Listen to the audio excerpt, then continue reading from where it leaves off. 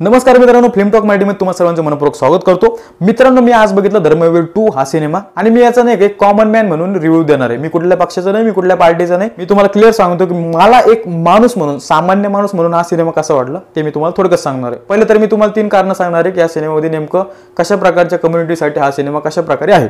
पहिलं तर मी तुम्हाला सांगेन, कॉमन मॅन म्हणून तुम्ही जर हा सिनेमा बघायला गेला तर हा सिनेमा तुम्हाला फर्स्ट हाफ पर्यंत खूप जास्त एंगेज करून ठेवेल आणि याच्यासाठी प्रत्येक माणसाने हा सिनेमा बघायला पाहिजे, कारण याच्यात अशा गोष्टी दाखवल्या की ज्या आतापर्यंत कुठल्याही इंडस्ट्रीने दाखवायची हिंमत दाखवली नाही। बॉलिवूड असू द्या, मराठी असू द्या, कोणतीही इंडस्ट्री असू द्या किंवा इव्हन मीडिया असू द्या, की ज्यांना फक्त 10 हिंदूंनी मिळून एका मुसलमानाला मारलं की ते म्हणजे TRP साठी किती पण दिवस ती बातमी दाखवतात, पण जर 10 मुस्लिमांनी मिळून जर एका हिंदूला मारलं तर ती गोष्ट कुठेही येत नाही, कारण मग त्यांना ती TRP नाही मिळत ना आपल्या देशाची किंवा बाहेरच्या देशाची, त्यासाठी त्या गोष्टी दाखवत नाही। पण मी या सिनेमाचं यासाठी कौतुक करेल की या सिनेमामध्ये अशा काही गोष्टी दाखवलेल्या आहेत की जे पालघरच्या साधूंची हत्या असेल किंवा महंत ऋषी जे आहेत त्यांची हत्या असेल, म्हणजे हे कोणत्या कारणाने केलेले आहे, कशामुळे झालेले आहे, या सगळ्या गोष्टी आपल्याला या सिनेमात दाखवल्यात। आणि ह्या ज्या गोष्टी आहेत ना या सिनेमामध्ये ज्या दाखवल्यात ना त्या मला फर्स्ट टाइम आवडल्या, कारण हिंदूंबद्दल बोलणारा आता कोणी आहेच नाही।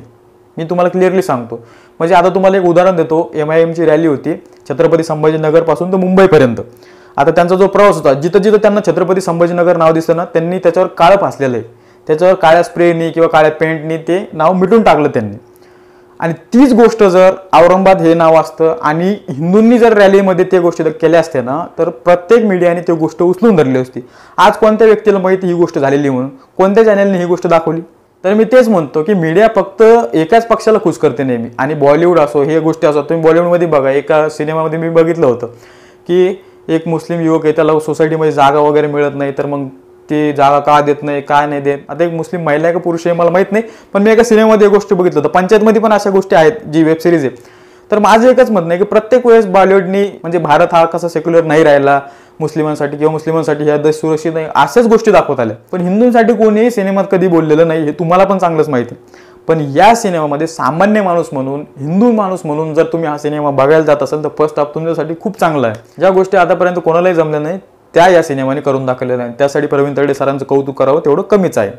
आता मी बोलतो दिघे साहेबांसाठी, जर तुम्ही हा सिनेमा बघायला जात असाल तर तुम्ही हा सिनेमा सुद्धा फर्स्ट हाफ पर्यंतच एन्जॉय कराल, कारण फर्स्ट हाफ मध्ये जिथे जिथे तुम्हाला दिघे साहेब दिसतात त्यांचे जे डायलॉग तुमच्या कानावर पडतात, अक्षरशः थिएटर म्हणजे शिट्ट्या वाजत होतं, टाळ्या वाजत होतं, ओरडत होतं, कारण दिघे साहेबांचे डायलॉग इतके जबरदस्त मांडले होते त्याच्यामध्ये। आता तुम्ही ज्यावेळेस पण ते कॅरेक्टर बघता ना, म्हणजे ज्यावेळेस पण तुम्ही पडद्यावरती प्रसाद ओकला बघता तर असं वाटत नाही प्रसाद ओके त्यांनी इतकं कॅरेक्टर ते जपलंय, ते असं वाटतं आपले दिघे साहेब अजून पण आहेत।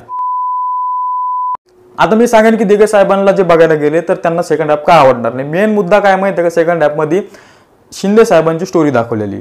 आता शिंदे साहेबांची स्टोरी का दाखवली, कशामुळे दाखवली मला बिलकुल समजलं नाही। म्हणजे जो शिवसेनेचा 2.5 वर्षाचा जो काळ होता की ते शिवसेना सोडून का इकडे आले, त्यांनी वेगळी शिवसेना का स्थापन केली, तर तो सगळा काळ जे आहे ते या सिनेमामध्ये दाखवलेला आहे। आणि मी म्हणतो की दिघे साहेब जर वाघ होते तर शिंदे साहेब पण वाघच आहे, त्यांच्या जीवनात पण अशा काही घडामोडी घडल्या। हे बघा, मी कुठल्या पक्षाचा नाही, पण मी तुम्हाला क्लिअर सांगतो, जो पण व्यक्ती शून्यातून वर जातो तो कुठल्याही इंडस्ट्रीमधून असू द्या, तो नेता असू द्या किंवा एखाद्या फिल्म इंडस्ट्रीतून आलेला असू द्या किंवा एखाद्या कॉर्पोरेट सेक्टरमधून असू द्या, तो जर शून्यातून वर आला तर तो वाघच आहे माझ्यासाठी। तर शिंदे साहेब पण शून्यातून वर आले तर मी त्यांना वाघच समजेल, पण जर असा वाघ त्याचा खडतर प्रवास असेल तर त्यासाठी एक दुसरा सिनेमा तुम्ही काढायचा होता। या सिनेमामध्ये बळजबरी त्या गोष्टी दाखवणं हे मला कुठेही पटलेलं नाही। आणि माझ्यासोबत जेवढे पण लोक होते ते म्हणत होते की आपण जर दिघे साहेबाला बघायला आलेले तर मग या सगळ्या गोष्टी इथं का दाखवण्यात आल्या। इव्हन काही लोक म्हणत होते की आता निवडणूक आल्या मग त्याच्यामुळे ह्या सगळ्या गोष्टी या सिनेमामध्ये दाखवण्यात आल्या असेल। आता माझी मेंटॅलिटी होती की मी दिघे साहेबांना बघतोय, ट्रेलरमध्ये दिसलं, फोटोमध्ये दिसलं, सगळीकडे दिसलं, माझ्यासमोर अचानक जर शिंदे साहेबांचा विषय दाखवणं चालू झालं तर मला तो सिनेमा आवडणार आहे का?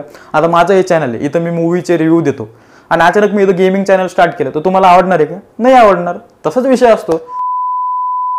तर तिसरा मुद्दा मी सांगेल तुम्हाला, जर तुम्ही शिवसैनिक म्हणून जर हा सिनेमा बघत असाल तर तुमच्यासाठी हा सिनेमा एकदम बेस्ट आहे। याला तुम्ही 5 पैकी 5 स्टार देणार, कारण तुमचे दोन्ही भाग तुम्हाला या सिनेमामध्ये बघायला मिळणार। दिघे साहेब आणि सेकंड हाफ मध्ये तुम्हाला शिंदे साहेब बघायला मिळतील आणि या दोघांचा पण प्रवास तुम्हाला बघायला मिळेल। आता शिंदे साहेबांचा लहानपणापासूनचा मोठ्यापर्यंतचा प्रवास नाहीये, ते 2.5 ते 2 वर्षाचा प्रवास आहे, थोडाफार आहे जे तुम्हाला आवडण्यासारखं पण या सगळ्या सिनेमामध्ये गोष्टी आहेत।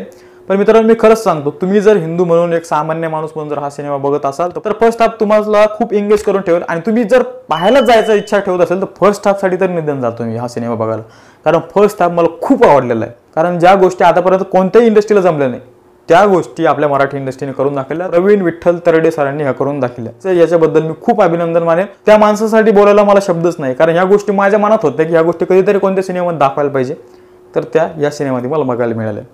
तर मित्रांनो, मी एकदम जेन्युइन आणि ज्या गोष्टी मला वाटल्या त्या ते मी माझं मत मांडलेलं आहे. तर मित्रांनो, आजचा व्हिडिओ तुम्हाला कसा वाटला कमेंट सेक्शनमध्ये नक्की कळवा. चॅनलवरती नवीन असेल तर सबस्क्राईब करा. व्हिडिओ आवडला असेल तर लाईक करा. तुमची प्रतिक्रिया कमेंट सेक्शनमध्ये मला नक्की कळवा. धन्यवाद.